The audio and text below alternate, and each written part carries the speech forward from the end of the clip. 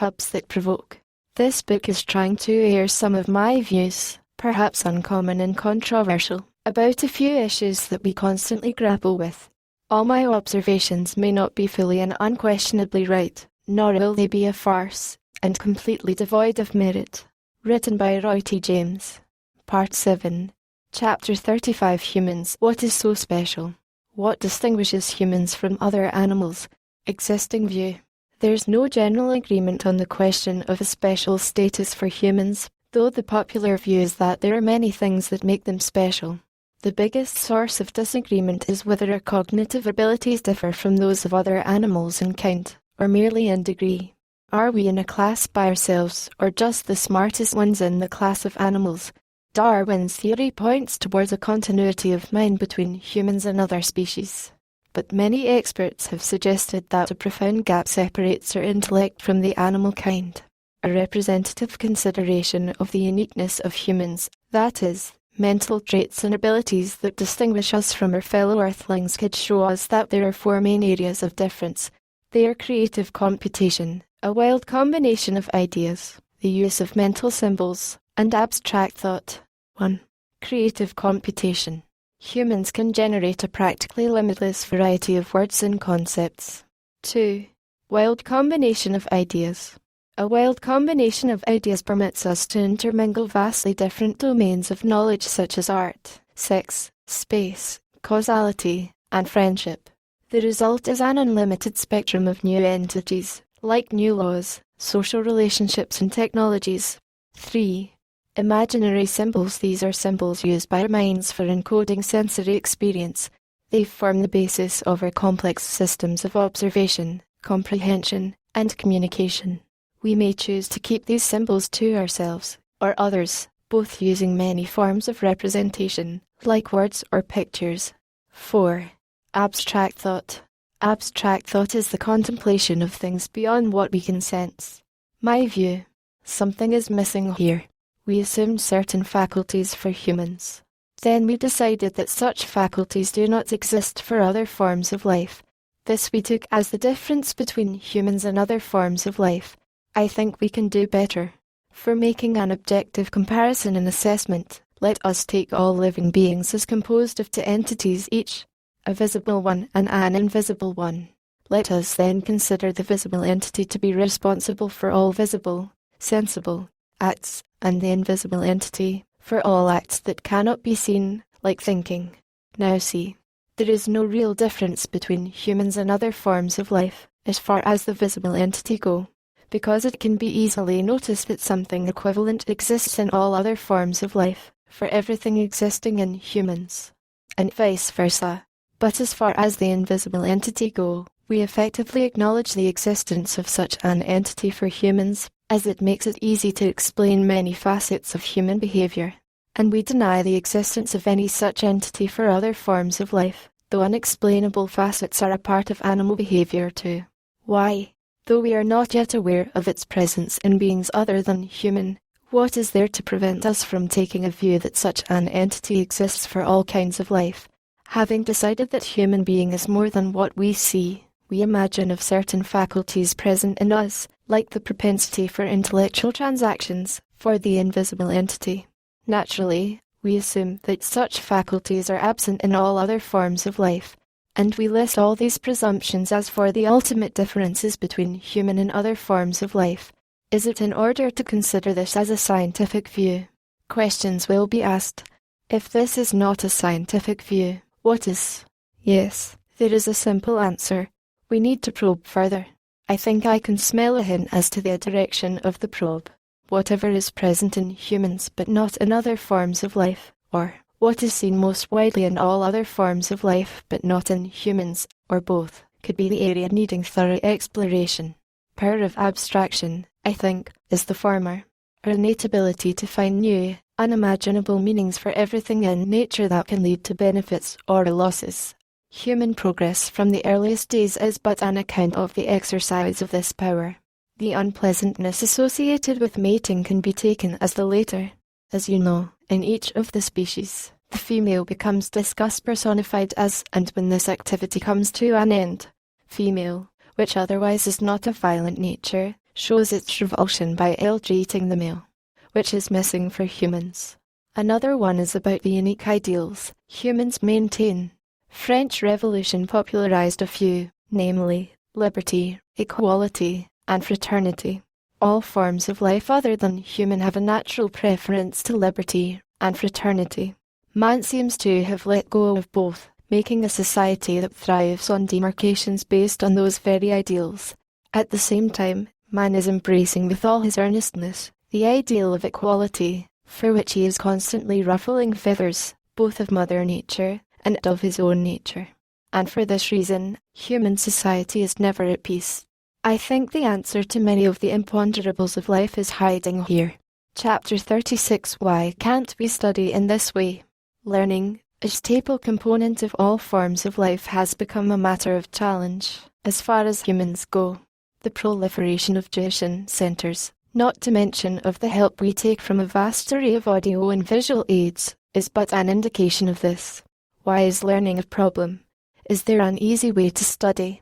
These are some of the questions that crop up most often, and I have encountered many answers. Choosing an appropriate time to study, ensuring an environment conducive to learning, and presenting the matter in an easily comprehensible manner are only a few of the more popular ones. But strangely, the most significant factor in our understanding of things, our desire to know more of that thing, does not seem to have merited enough attention. Humans need not be told at all of what one wants to learn, for one can always find new and better ways of acquiring further information about whatever is of interest. Teaching, in fact, to such a person may at best provide that information in a structured manner, making the process of learning a bit easier. Thus, the best form of study should begin by developing in students a natural inclination for whatever we would like the student to learn. That is because familiarizing the students with its popular unpractical applications will make them eager to know more, for that will enable them to identify with the topic of study quite closely, as they are already aware of its utility.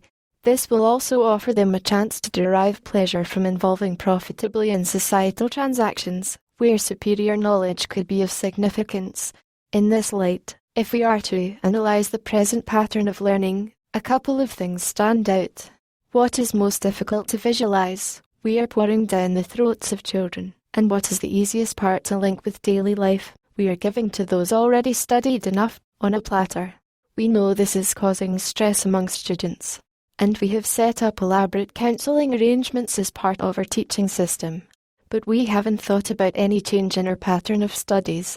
Take, for example, electricity.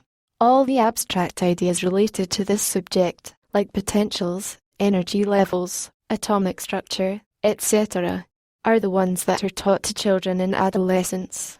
A high degree of imagination is essential to visualize these precepts, which necessitates the students to be well aware of its practical applications at home, in the industry and elsewhere in our world.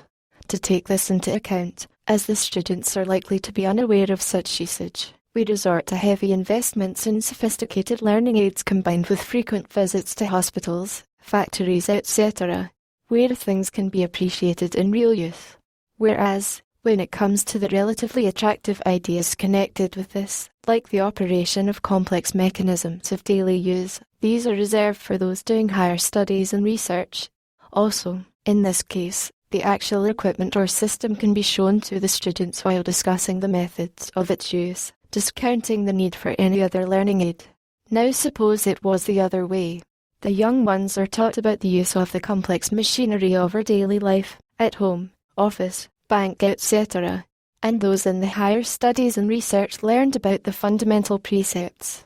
The young one would have been naturally attracted to learning, as they can easily identify the practical utility of those ideas with one's own life, and would have had a natural affinity to learn well and stand out easily, at all times. Whereas, when it comes to the abstract, fundamental ideas, those doing higher studies and research would have been already inclined to mastering these topics, having seen them in many of phenomenon that necessitated such precepts for greater erudition. Even without the need for considerable investment in complex learning aids, training would have completed successfully.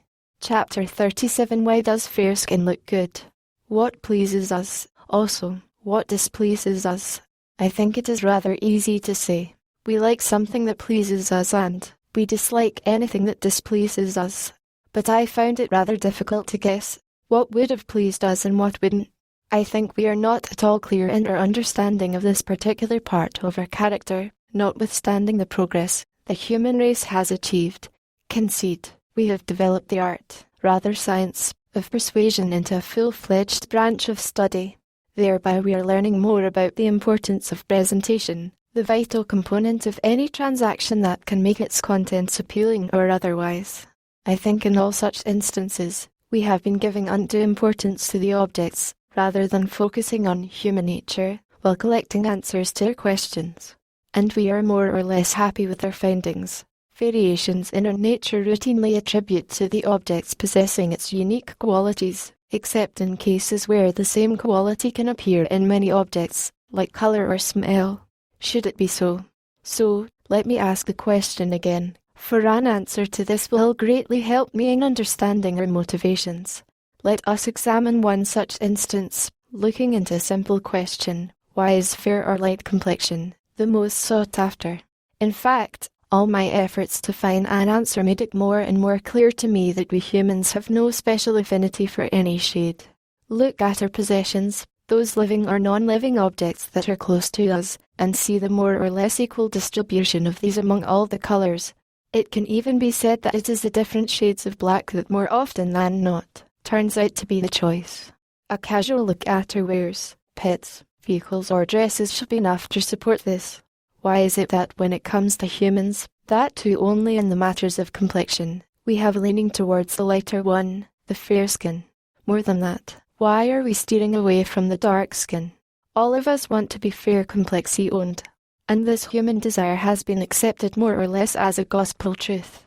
The plethora of religious texts, scriptures, and writings, repeatedly reminding us of the need to be fair towards the dark-skinned, is only a silent admission of our guilt, as though it is natural to feel antipathy or aversion towards the darker skin. Can this be true? Is it possible to have such a natural attraction towards fair or light tone in appearance, that too, only on one issue, the colour of our skin? The origin and history of the word fair indicate that the meaning assumed by the word in old writings was mainly for denoting and conveying ideas of attractiveness and intent, rather than any physical attributes. The word thus came to be associated with things that are desirable the most, one can easily gather. Therefore, it is easy to propose that fair complexion happened to become something worth longing for, as that complexion was associated with everything good.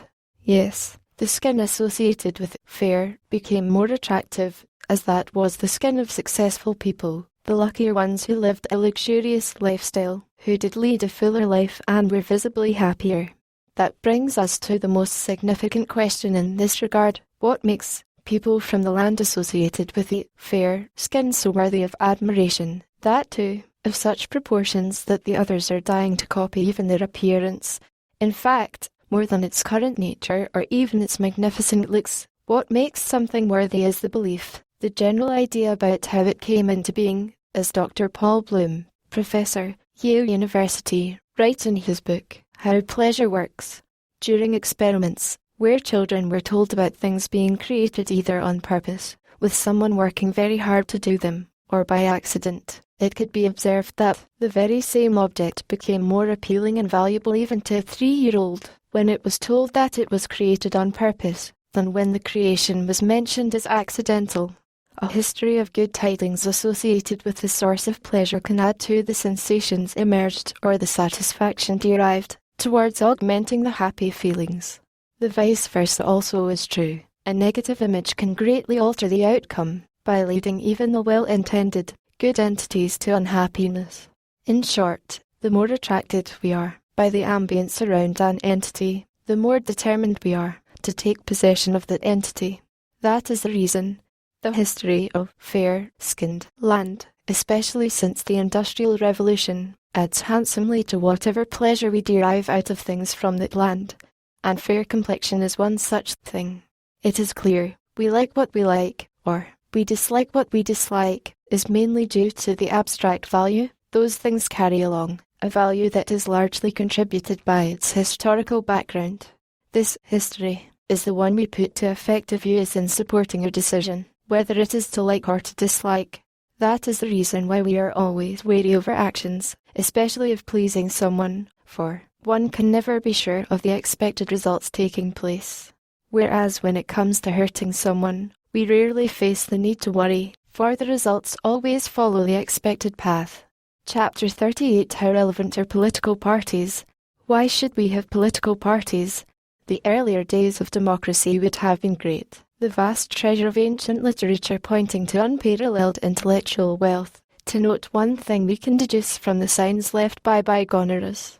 It is possible that there was a minuscule group of disgruntled elements who wanted to do something to harm the flourishing society like we find these days in all our endeavours.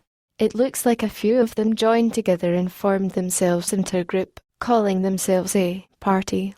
And since that day democracy has never been the same. I think democracy as we follow leaves a lot to be desired is a well-known fact. There is no one who hasn't felt the incongruities of party democracy, I suppose, since improvements are being contemplated for the existing political system of governance in all democratic countries. Otherwise, what is the need to devote a lion's share of governmental efforts, not towards the activities of governance, but in bettering governance? But it has been so since the earliest days I can remember. I have attended scores of political meetings, where allocating resources for improving the existing system governance was cited as the most urgent need facing the nation, to justify additional taxes and other expenses. Nowadays also, this remains as a priority area for all governments. It seems we have not been able to improve our system of governance, or we failed in identifying the right cause for democracy's not being able to deliver the goods. In fact, it is the party or party politics that have destroyed the fundamental character of democracy, one that makes itself governance, by unceremoniously negating the primary condition which would have ensured rational decision-making at all levels, that all who participate will do so according to their free will. The party system has converted democracy to a maker of qualified decisions. Not only that, it has reduced the function of opposition to one of always opposing the ruling side, a rather meaningless task. As a result of this, in cases where such decisions do not produce the desired effect or lead to a failure, rather than re-examining the decisions, the ruling side can always find an easy excuse: the opposition. The advantage of party politics is that no failure gets attributed to one party who can gloat in case of success. Another party can shoulder all failures with impunity while sharing the glory of success. Chapter 39: What is the origin of dowry? I think there is widespread ignorance about the institution of dowry. Dowry exists in many parts of the world, each society having their traditional pattern. From dowry dance to wealth, it can occur in different forms, both bride and groom, or only one of them taking pivotal roles in the exchange of this. It thus is generally considered as money, wealth, or valuables brought by a woman to her husband's home. It always is seen as a part of one's marriage customs. Is that so? I think we are way off the mark. The origin of dowry should go back to the period when marriage itself was yet to get instituted as a custom. All eligible women could choose the partner of her liking. If the man could not find a valid argument to the contrary, he was bound to perform as a male partner, as and when demanded. And for obvious reasons, men would have been on the lookout for an excuse to say no. A specific discussion about this issue is the theme of my book, The Unsure Male. What can we learn from the nature and constitution of dowry? An overview of the traditional composition of dowry shows that it came to be of articles, generally difficult for a woman to possess without external help. This, in fact, is a direct proof of my theory that dowry is nothing but an excuse for the man to stay away from performance, rather than the desire for anything extra. Naturally, those men who are less healthy and more scared of performance of his male functions would have demanded more as dowry. As generations went by, those collected more dowry evolved into the rich and super rich. But the weak constitution remained with them, and they came to be associated with ill health. Their status became permanent as time went by. Their wealth yielded more wealth, and this perhaps led to the rich-poor divide. the vast majority of people would have found dowry inadequate in moderating the occasions of performance and would have been on the lookout for a more effective measure. Perhaps they found one in having only one woman to perform for. Finding a great reduction in one's load, they would have chosen this as the most acceptable form of living. Naming it monogamy, they valued it the highest. Perhaps women agreed for permanency of a man in their life notwithstanding his incompetence, when they knew they could enjoy the fruits of their dowry without sharing with others. This could have eased man's burden quite a bit, who would have taken steps to formalize the association. Thus began the custom of marriage, a way to formalize monogamy. Is all that we do in the names of religion, God, family, parenthood, etc., can easily be seen as nothing else but expedients to keep the custom of dowry going. The fact that in societies where the sanctity of marriage is disappearing, the custom of dowry also is shrinking, indicates to this. I, therefore, think it is only natural to assume that religion, God, family, parenthood, etc., are institutions aimed to cement dowry to our society. Dowry can thus be seen as an important component of our society, the reason behind private property, and it played a significant part in the formation of human societies, by encouraging humans to live together as families for better management of wealth. Chapter 40. Why can't we live in peace? A significant question.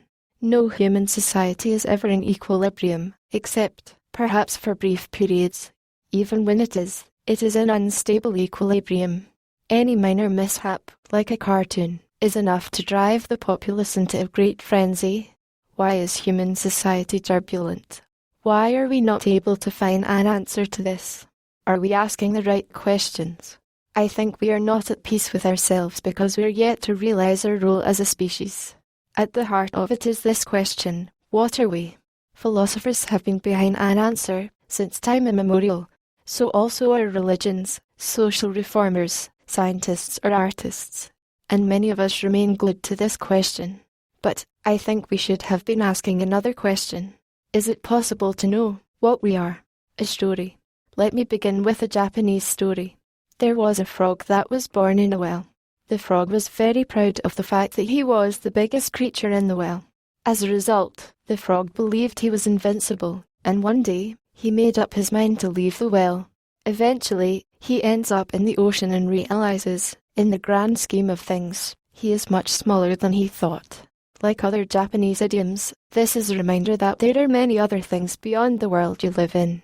And we got the message. Just as the frog shouldn't have been thinking they are the biggest or the best in the world, we also need to be more inclusive.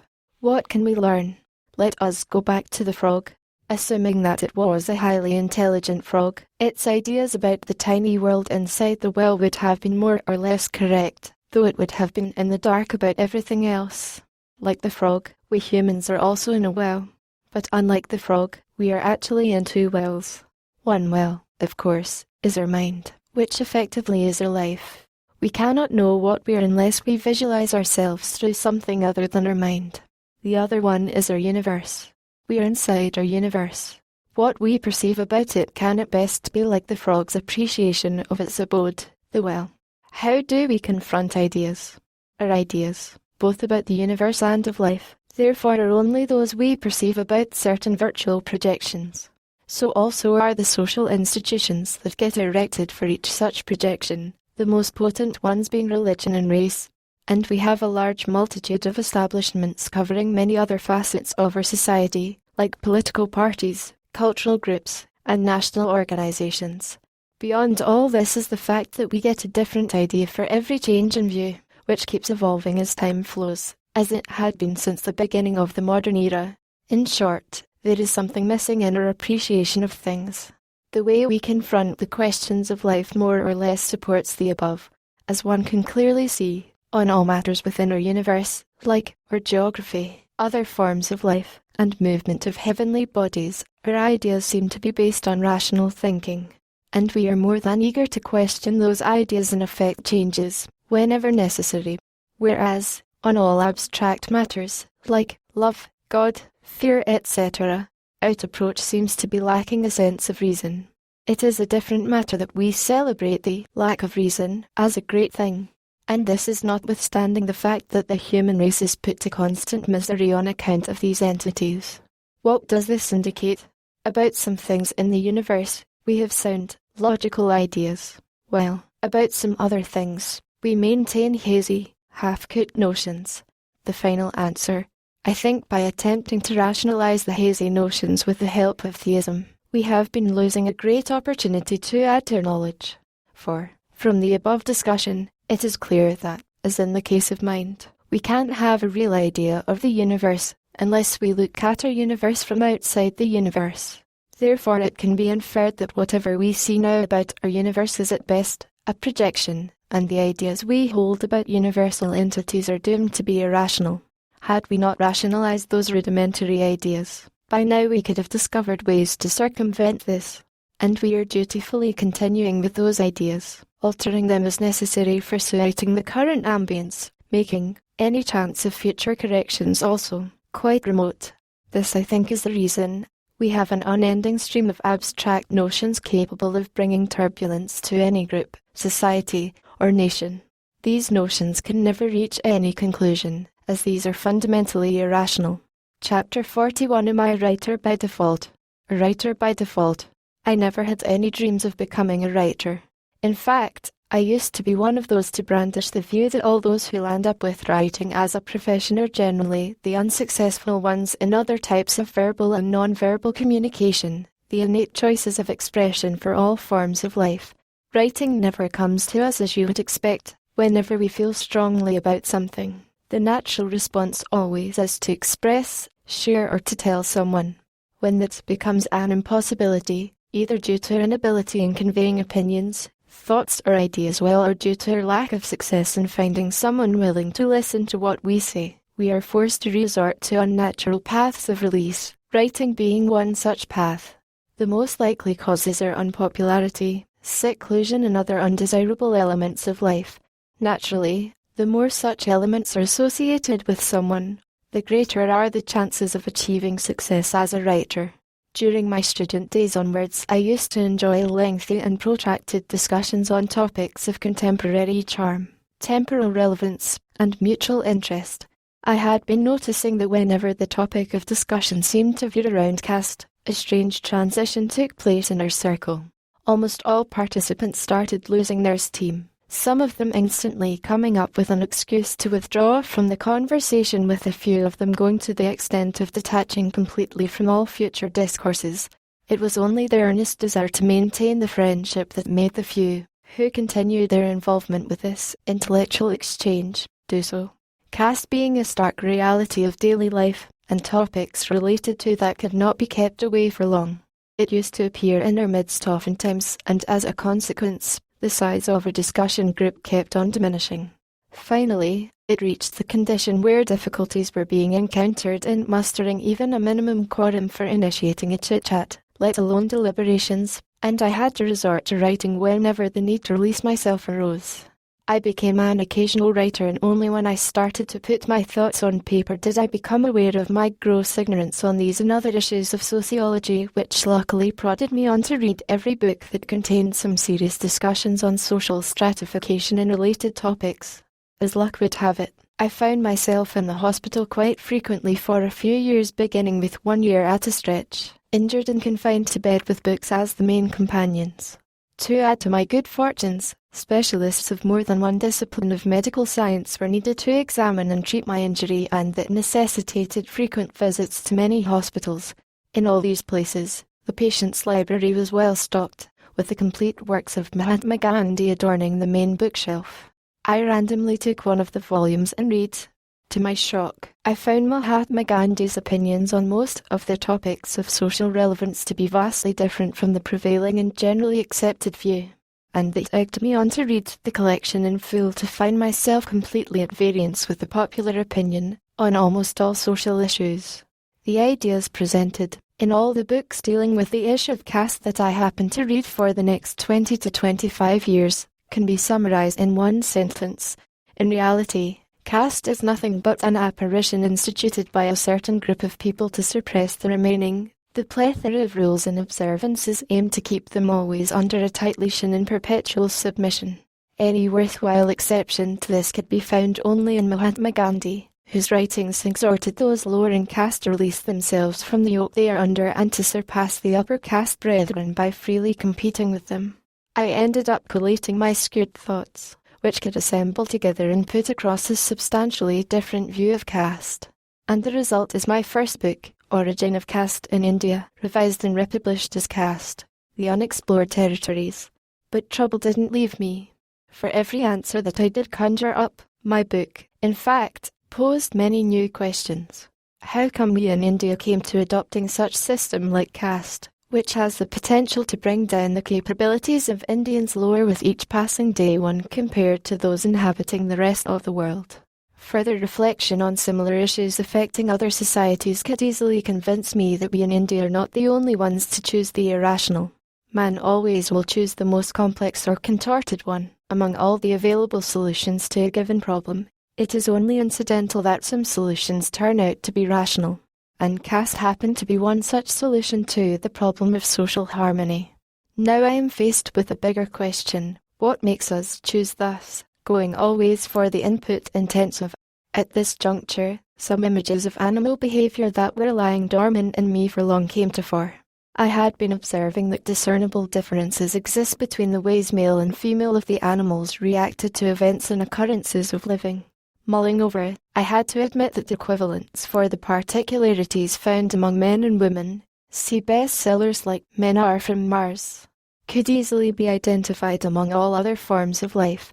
That male and female of all species react differently to the same signals and circumstances was an aphorism I could easily come up with. It was only a matter of time that I could publish my new theory. These peculiarities originate from a single source, the one that is intended to give each species the impetus to evolve. I published the theory as my second book, Origin of Evolution. But in a short while and with a closer look, I revised the book completely, further developed with an intuitive title and published as The Unsure Male. I was carefully observing my surroundings, always with an eye to locate the non-conforming, anything that can pose a question to this theory. As time went by, not only that I did not notice anything that could have put this theory to question, but also found present many remarkable peculiarities in all the activities of life and living. These I compiled initially as Hubs at hubpickus.com, and was published later as a book, Hubs That Provoke. The matter didn't rest there. Much more of such works continue to appear each day, and get lost in the melee of radical shifts, violent changes and other expressions of the extreme. Some of those happen to get caught by me, like what is there in this book. Chapter 42. What is presence of mind? Presence of mind, a rather loosely understood but an over-glorified topic, is usually shown with spiritual dimensions. Why is that so? What is presence of mind? The ability to remain calm and act constructively during times of crisis, or saying or doing the right thing when the time is in short supply. What exactly is it? Where and how does it originate? Can we nurture it? Though I could not find an unequivocal definition, the idea of the presence of mind is what is ingrained in a befitting reaction to each and every trigger. To be more clear, the more fitting our response to events and occurrences around us, the better our presence of mind. Let us now see a few examples from the world around us, and see what influences the openness of reactions. The willow, by bending to the tempest, better withstands the turbulence, and also escapes well. The oak perishes often while resisting the wind. True genius, in strategy or anywhere, lies more in self-control and fluidity of thought. Raw strength gets matched often, necessitating frequent shifts in strategy. The most successful gentleman is not the one who is better refined, or more sensible or stronger. The one who is more flexible or more adaptable, the one whose reactions are most appropriate, almost always is the one to triumph.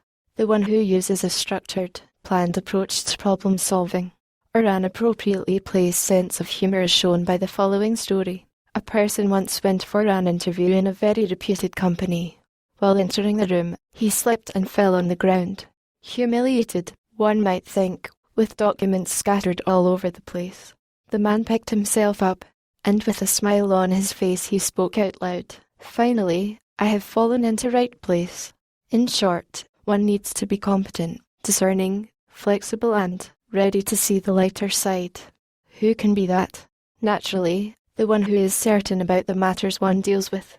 All that we discussed, flexibility, the fluidity of thought, and the supple nature, can be normal only in someone who is thorough with whatever one is handling. Or rather, only the one who is fully in the grip of one's affairs can afford to make amends to one's moves without endangering the aims and aspirations. Unlike the discussions seen most often, where it is shown to be of spiritual nature, good presence of mind needs an exhaustive grasp of the entity concerned. Grasp can be thought of as the result of reflection or deep thought, which can be compared with the chewing the cud, as done by some mammals. We receive input information through our senses, while reading, seeing, hearing, etc.